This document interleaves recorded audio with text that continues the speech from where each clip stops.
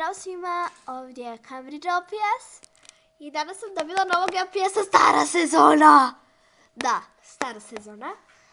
Specijalna edicija je. Evo sad ću vam pokazati. Evo ga. Specijalna edicija, da. Evo to možete vidjeti po ovom LPS znaku.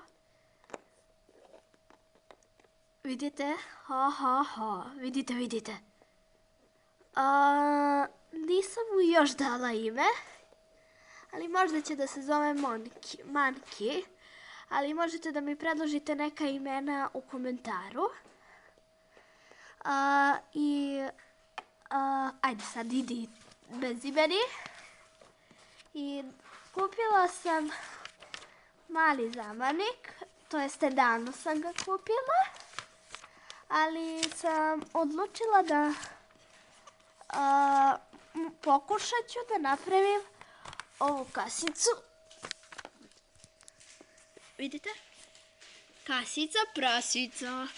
Ovako, treba vam samo, znači, potrebno ti je plastična flaša, štošina, makaze, papir u boji, olovka, lepak, klepljiva traka, flomaster, 4 kuglice.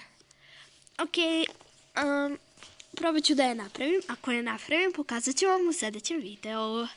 To bi bilo to. Zdravo!